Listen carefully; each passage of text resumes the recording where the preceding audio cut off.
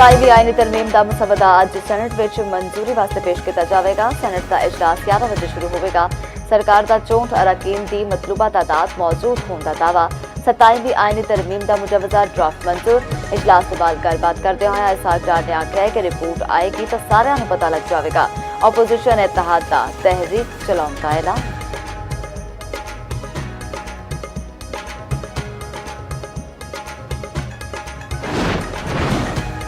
Senate ਇਜਲਾਸ ਤੋਂ ਪਹਿਲਾਂ ਹੁਕੂਮਤੀ ਇਤਿਹਾਦ ਦੀ ਵੱਡੀ ਬੈਠਕ ਲੱਗੇਗੀ। ਵਜ਼ੀਰ ਆਜ਼ਮ ਨੇ ਇਤਿਹਾਦੀ ਸੈਨੇਟਰਸ ਨੂੰ ਨਾਸ਼ਤੇ ਉੱਤੇ ਬੁਲਾ ਲਿੱਤਾ ਹੈ।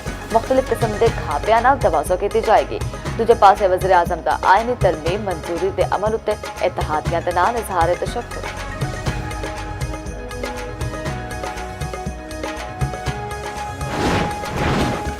ਵਜ਼ੀਰ ਆਜ਼ਮ ਨੂੰ ਫੌਜਦਾਰੀ ਮੁਕੱਦਮਿਆਂ ਦੇ ਵਿੱਚ ਇਸਤਸਨਾ ਦੀ ਸ਼ੁਕ ਵਾਪਸ। ਮੁਸ਼ਤਰਕਾ ਪਾਰਲੀਮਾਨੀ ਕਮੇਟੀ ਦੇ ਇਜਲਾਸ ਦੇ ਵਿੱਚ ਨੂਨ ਲੀਗ ਦੀ ਸੈਨੇਟਰ ਅਨੂਸ਼ਾ ਰਹਿਮਤ ਨੇ ਵਜ਼ੀਰ ਆਜ਼ਮ ਦੇ ਇਸਤਸਨਾ ਤੋਂ ਮੁਤਅਲਕ ਤਰਮੀਮ ਵਾਪਸ ਲੈ ਲਿੱਤੀ। ਵਜ਼ੀਰ ਆਜ਼ਮ ਸ਼ਾਹਬਾਜ਼ ਸ਼ਰੀਫ ਨੇ ਖੁਦ ਇਹ ਤਰਮੀਮ ਸ਼ਿਕ ਵਾਪਸ ਲੈਣ ਦੀ हिदायत ਕੀਤੀ ਸੀ।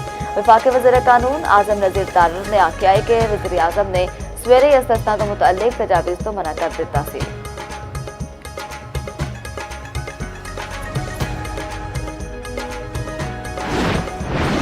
सैनेटर इरफान सदीकी की तबीयत नासाज। बीमारी के बायस वोट डालन ना आने का इम्कान। अस्पताल दे विच ऑक्सीजन लगा दी गई। हो सकता है वह वोट ना पा सकन। हुकूमती जराए ने आख्या है कि आयनी तरमीम की मंजूरी के लिए 2/3 अक्सरियत पूरी है।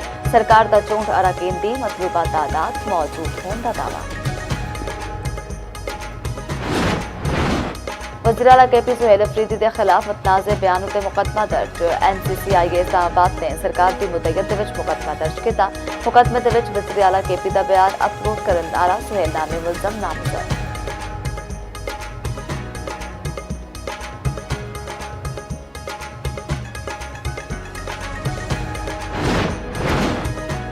पाकिस्तान ने कोयत को हरा के हॉन्ग 6 टूर्नामेंट जित लिता है। फाइनल के कोयत को 43 रन के नाल हरा दिता गया। 136 रन के हदफ को हासिल करने के दौरान कोयत की टीम 92 रन उत्ते ढेर हो गई। अब्बास अफरीदी को मैन ऑफ द मैच करार। चेयरमैन PCB मोहसिन नकवी ने टीम को मुबारकबाद दी।